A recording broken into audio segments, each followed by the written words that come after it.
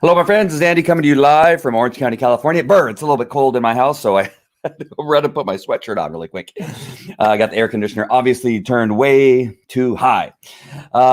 This is a tough subject, obviously, as you can see by the title, suicide.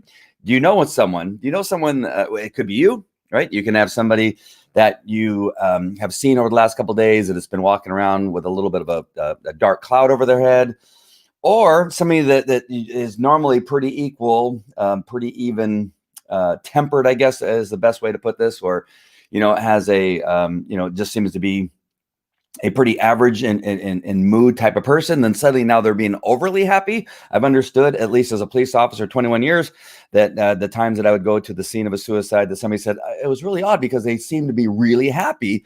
I mean, like more happy than ever, and suddenly they decided to take their life.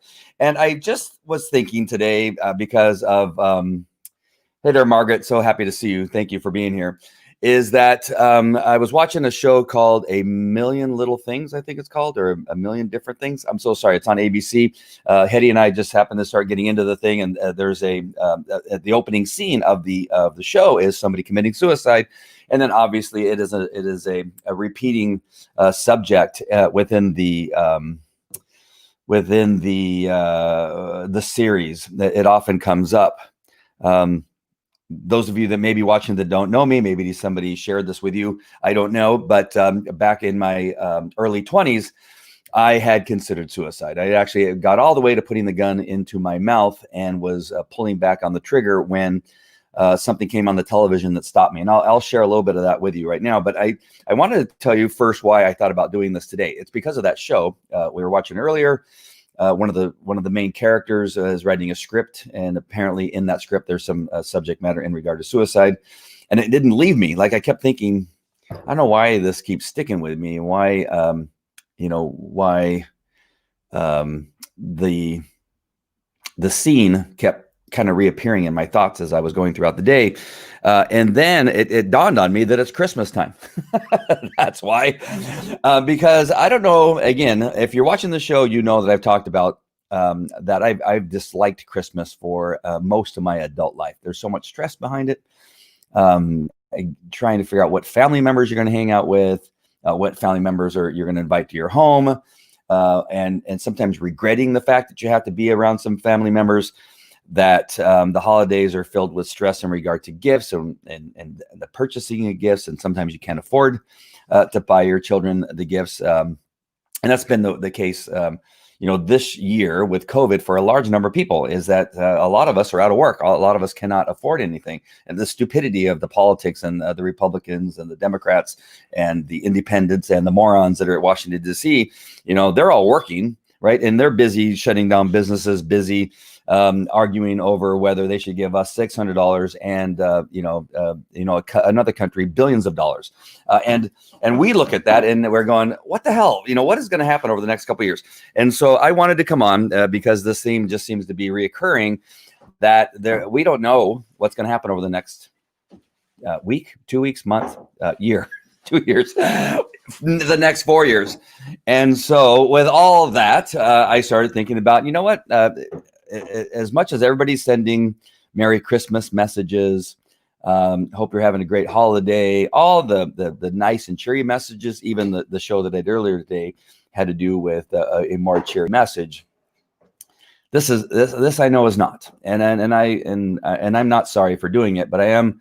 I'm hoping that it will hit those of you that see it and are watching it and are followers of mine, that you understand that it's an important topic to talk about on a day like today, because this is when quite many of these situations begin to happen, where we begin to get a little bit depressed and upset and dark, because it just seems like, out of all the days I should be happy on Christmas. Out of all the days of the year, why am I not celebrating Christmas? Why am I not happy? Why am I not, why can't I afford to buy people gifts? What's going to happen? And so these dark thoughts, the dark cloud that hangs over people's heads, is one that exists and cannot be ignored. And I didn't want to ignore it. I try to ignore it most of the day, but for whatever reason, at 4 o'clock Pacific Standard Time, I decided to go live and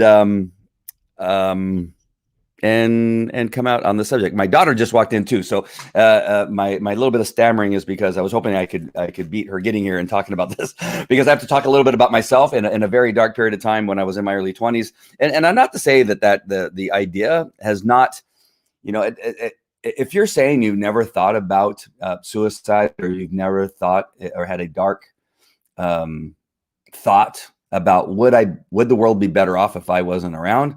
If you've never had that thought, then you're lying.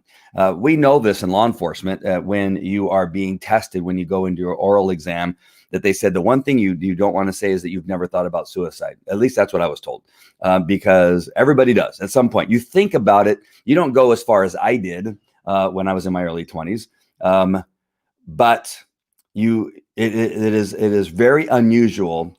If it ever happened, I'm sure there's somebody out there that doesn't think about it, but where you just have one of those really bad days or a bad week or a bad month, you maybe have gotten fired from your job. You've lost, you've broken up, with somebody, and your relationship is struggling, or your marriage is struggling, or maybe you've lost a child, or you just simply got bad grades and everybody expects you to get good grades. There's all these things. And sometimes they all happen at once. And I understand. And I'm speaking to all of you to let you know that you are not alone in these thoughts and when these things happen.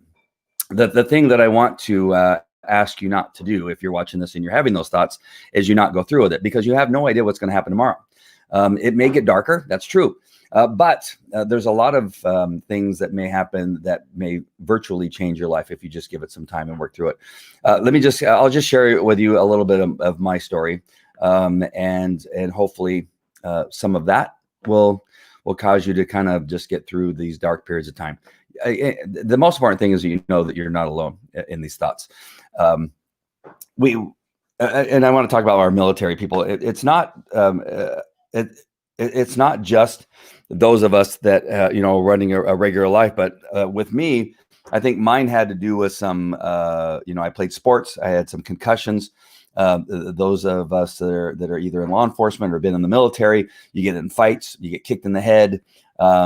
You are around explosions or shootings and stressful situations. Those things, obviously, with PTSD and everything, also cause damage. So I didn't mean to avoid those things, because those are very difficult to get through. When you have brain damage, when you have incidents of stress where you have seen something way beyond what most people see. And in law enforcement, I could go through a whole list of things that I saw and was a witness to. That cause some mental distress that it's very hard to get over. So I just want to visit that too. I'm so sorry, I didn't mean to go off and just think that sometimes we just have a bad day and that's enough. There's other things, right? It's very difficult to get through. So I just want to talk about two subjects that I want to talk about. One was that when I was young and in my early 20s, it just seemed that everything was going wrong, and that sometimes is enough. I got fired from a job. I had a girlfriend who had cheated on me. She had went to Florida with some guy, and I had no idea. All of a sudden I call her. I go, "Where are you?" She goes, "I'm in Pensacola, Florida." That's why I've never gone to Pensacola, Florida. I will never go to Pensacola, Florida. People say, "Well, you should go to Pensacola." I'm never going there, because that's where my girlfriend, who was 19, went with her boyfriend, or her the guy that she cheated on me with, and was spending time in Pensacola, Florida. And so what else? There was, I'm sure, a couple other things that were going on, but it wasn't a lot. Sometimes it doesn't take a lot. Sometimes you could just be young.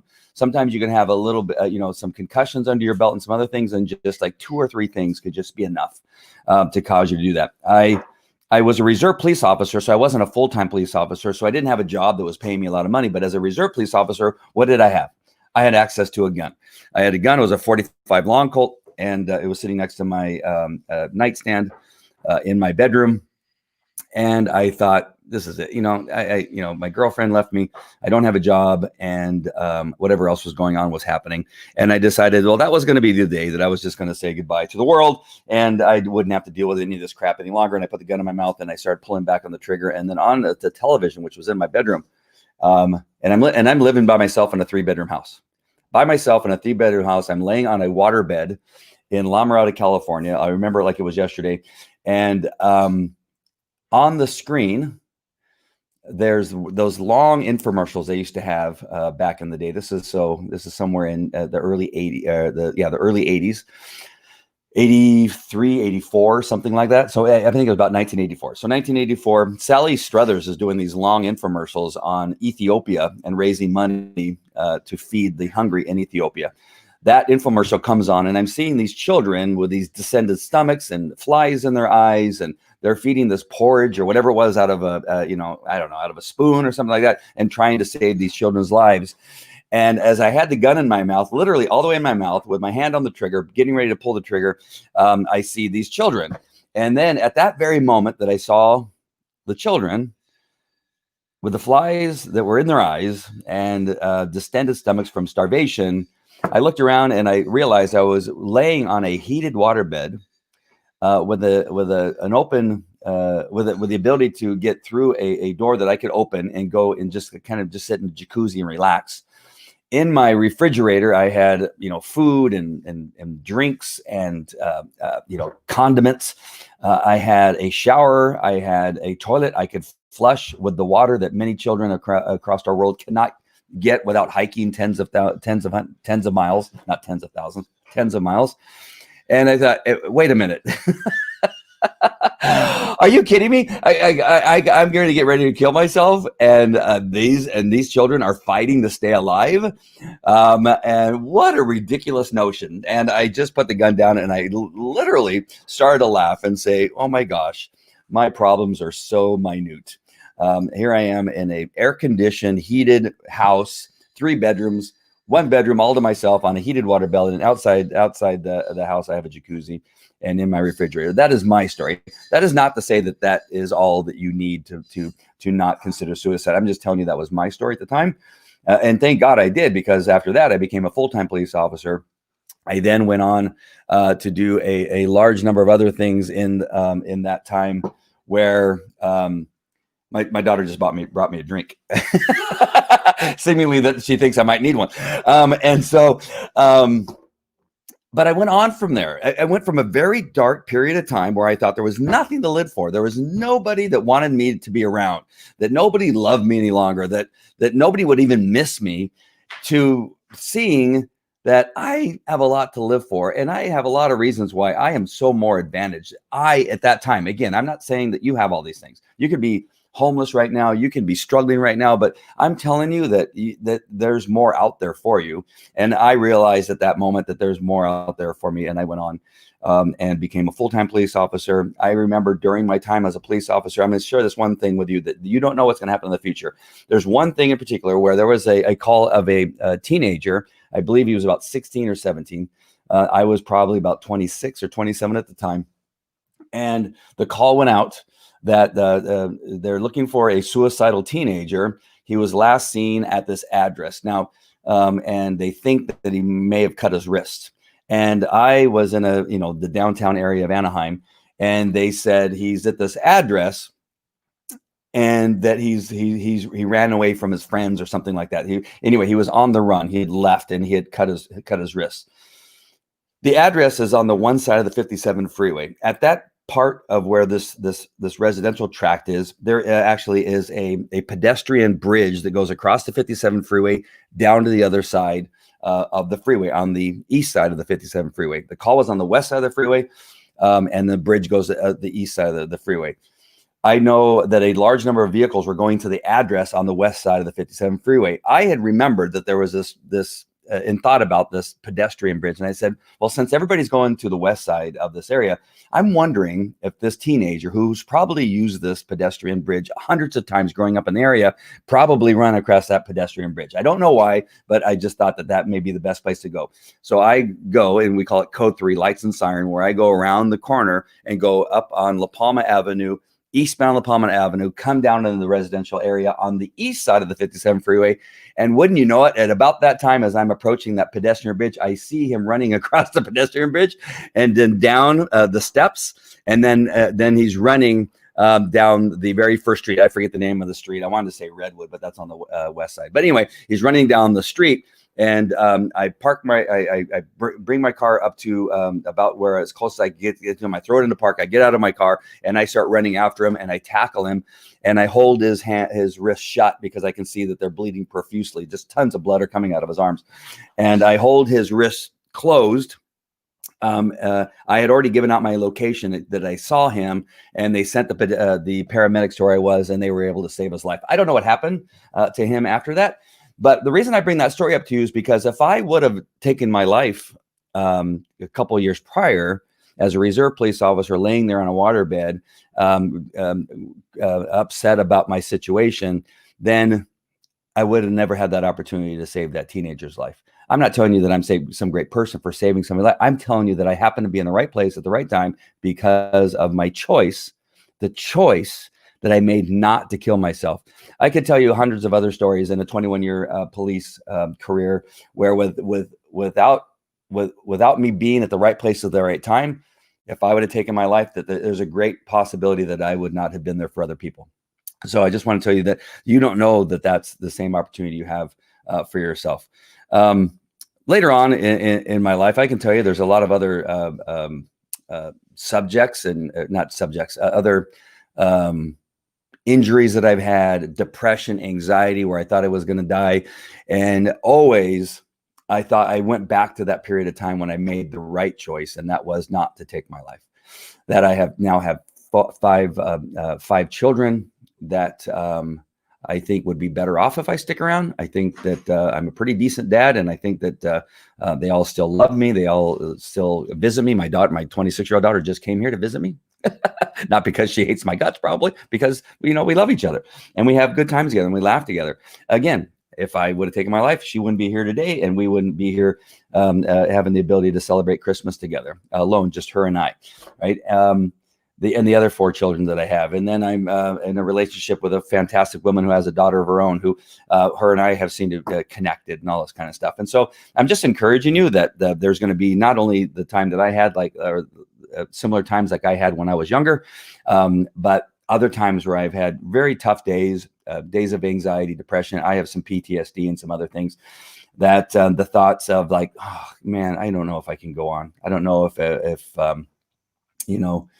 the world would be better off if I wasn't around. I'm telling you that it is. And the things that will come of it because of you sticking around and then making better choices, maybe not making the same bad choices that got you in that situation, financial situations, gambling, taking drugs, a whole number of other things that, doing things that you just shouldn't be doing, that if you just simply make some shifts, I remember at a marketing event that I was at, that they talked about in relationship to golfing, that in golfing, if you have a shot that you've taken and you hit the ball and you're just off just a smidge, at the end of that little bit of a smidge offness of your stroke on the ball, at the end, it goes way like yards and yards, if not 20, 30 yards off the target.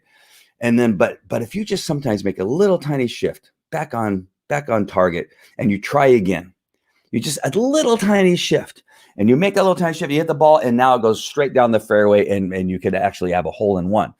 And just to kind of keep that in mind, that sometimes it's not a huge shift. We often think that, oh my gosh, my world is over. There's no way that I'm going to fix this. It's too difficult. The task of getting over something or making a change in my life is just so overwhelming, whether it's believing in God, whether it's finding other friends and getting around to some of your older friends, if it's simply just not being around toxic family members that you really need to get away from. Again, I got to tell you, sometimes you can be around some family that are just toxic and you need to change those family members and say, listen, I love you enough not to be around you anymore because it is just not good. But they seem so huge at the time. But in reality, sometimes they're not huge shifts. It's just this little tiny shift, and you make a little shift in your life, and you can make a hole in one, and you can change your entire life. And so in coming on today, I just want to let you know through my story, through just waking you up a little bit and saying, oh my gosh, I just saw this guy's live video. He's talking about suicide. How dare he? I'm so depressed. I want to be angry. And here he is talking to me about it. If you are considering this, if you're having a bad day, if you are considering that, the world may be better off without you in it, I'm telling you you're wrong. I'm absolutely telling you wrong. You're making a huge mistake. I'm not telling you wrong so that you can be more depressed. I'm telling you wrong because you need to understand that there's somebody out there that loves you, and will miss you, and you could virtually affect somebody else's life. I have too many friends this year in 2020 whose children have committed suicide. Too many people that I work with. I know that at least 3 police officers I worked with, strangely enough, in this area alone, who they've lost young children in their 16s, in their teens. I think they were 16, in their teens all the way up into their early 20s that have committed suicide. And now those families do not have those children in their lives. Who knows what those children would have done if they just would have got through the dark times, the dark cloud that was hanging over their head. If they just would have just pushed through one more day just to see if there was something else. If they just would have talked to their parent, if they just would have talked to somebody that was close to them, if they just would have gone to church and said, hey, is there anybody I can talk to? I'm thinking about committing suicide. If they would have dialed a 800 number, the suicide prevention number, if they just would have dialed that and maybe got somebody to talk to them. If there's somebody that's able to dial that or to put that in the comments, that'd be awesome. April and Amy, I know you guys are pretty good at finding those numbers. If you have that number handy, if you could put it in. So let me look at this comment, and I'm going to share with you that I'm not alone in these thoughts. Margaret Mueller says so true about the subject that I'm talking about. That it's there's so much truth, and I hope you understand that I'm not saying this to make myself sound any better, but there's so much truth in what I'm telling you because I've experienced it both as a police officer responding to suicides and myself in the thought of committing suicide. I've been around it, and I know a lot about the subject matter and have talked to others who have clearly talked about it. Thank you so much, April. 4 years. 4 years, we don't even know what's going to happen in the next 4 seconds.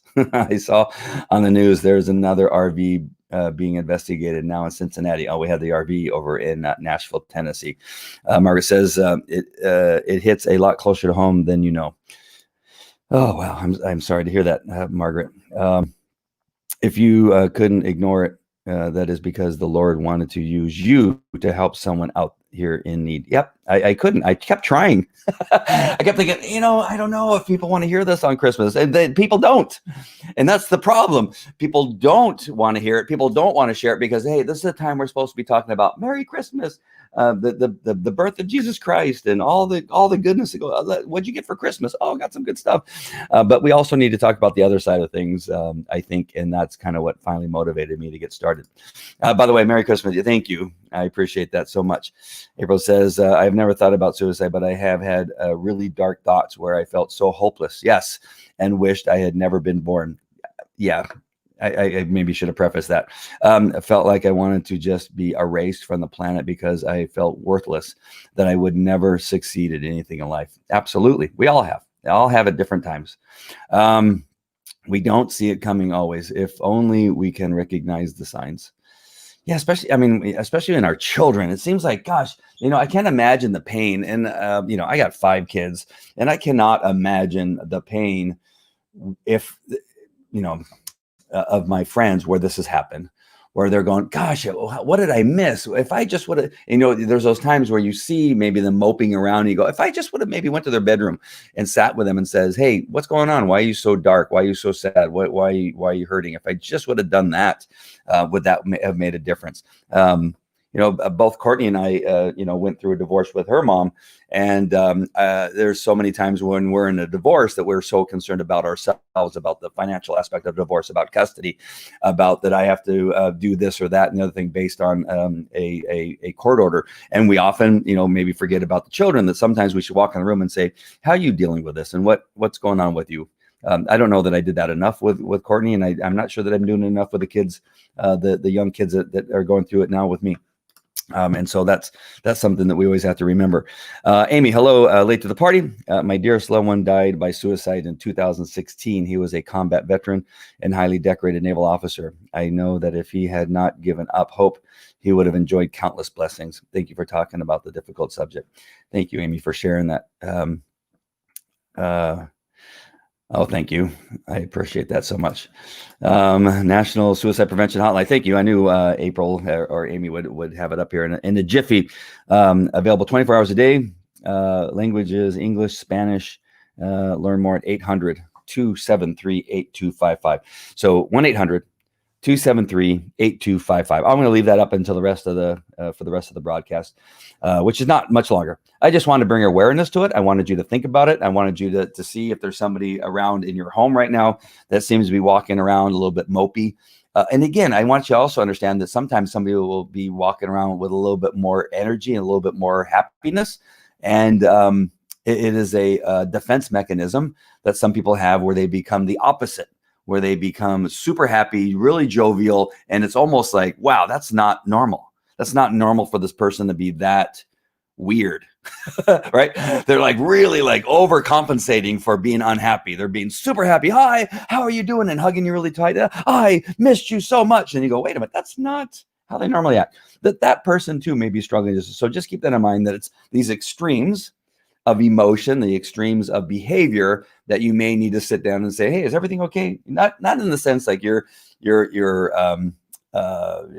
what's the word I'm looking for? You're being obnoxious in the way that you're questioning. Just say, hey, how are you doing? Is everything okay? How are the kids? How is the family? How are you doing? How is work and that kind of stuff? As you're talking and spending a little more time with them, sometimes those things will come out that you need to be aware of and go, oh, I went through the same thing. One thing I did, and tell them, if you did go to a psychiatrist or go to a psychologist or go to a counselor or went to a church member, I almost forgot about this. This is really important, is that as men, and Robert, and I didn't know if I didn't see any other men on here. I'm sure there's other men watching. But sometimes us men, and maybe even some women, we have difficulty going to somebody for help, like a counselor, like a psychiatrist, like a psychologist, that we don't want to admit that we have a problem. I am telling you right now that I have had some fantastic psychiatrists. I have had some fantastic psychologists that I have gone to that have virtually changed my life in a lot of ways. They made some really good points, or they hypnotized me, or they gave me some medication at the very right time that I needed it, and virtually saved my life, if not changed my life forever, that have allowed me to do some things that have helped other people. So men, going to a psychiatrist, going to a psychologist, a counselor, going to church and asking for help, finding another man and saying, I'm wondering if you can help me out. I'm having difficulty with something.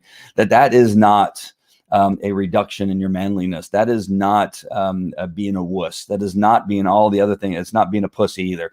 It is simply a fact that we need other people to help us get through some very, very tough times. So make the call. Go to, if you belong to Kaiser, if you belong, if you have no insurance, maybe go to a church, maybe go to a buddy and say, you know what, I'm not sure if you've ever felt this way, but I had a really difficult day yesterday. I had a really difficult time last week or over the holidays. And you know what, I thought that I might actually hurt myself or take my life. Have you ever felt that way? All right, give it a shot.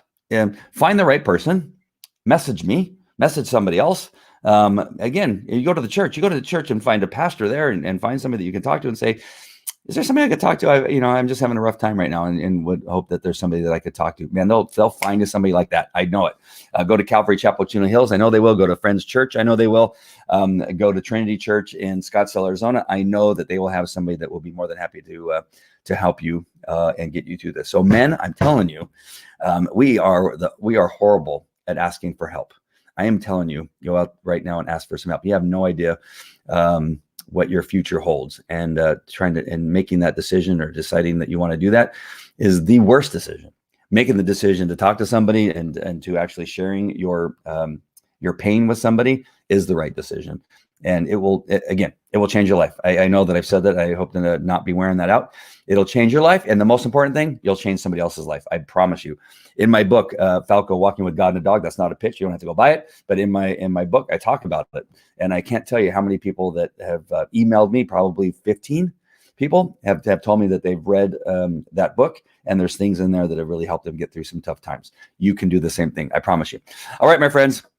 I love you guys. April, thank you for sharing. Hey, Diane, nice to see you joining us. Merry Christmas to you, and you're welcome. I felt that I had to do it. I kept trying.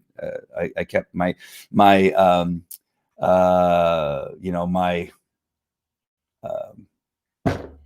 there's I'm trying to think of the right words. My flesh, I guess, is the best way of putting it. My flesh was telling me, no, you don't want to do this. It's Christmas. Everybody should be celebrating, having a good time. but my heart and my soul said I had to get on and talk about this. It's just the messaging of Andy, you need to talk about suicide. Andy, you need to go on and tell your story. Andy, you need to tell people that they're loved. Andy, you need to tell people to go get help. Andy, it kept coming up in everything that I was doing, and I couldn't put it down. I couldn't stop myself. And so here I am. My flesh was saying no, but every other aspect of my being was telling me I need to come on and share this with you. So hopefully there's somebody out there that this message reaches, and you will simply go out there and talk to somebody. All right, my friends, I love you guys. If anybody that's watching, feel the need to go call somebody, just call them. Say, hey, I haven't seen you lately, or your messages on Facebook have been concerning, and I just want to check on you and see how you're doing. Those are all of the things you can do to help somebody. Call them. Go to their house, knock on the door, meet with them. Hey, go meet me at Whole Foods. Let's go have a drink, or let's go have a juice or a coffee or something like that. Take the time to do it. There's somebody out there that you need to talk to. I can guarantee you. All right, my friends, thank you for coming on and sharing your thoughts in the comments. And if you have any thoughts, if you're watching the replay, please make sure and put them in there. You have no idea how they may change somebody's life. All right, my friends, I love you. Take care. I'll talk to you later. Bye.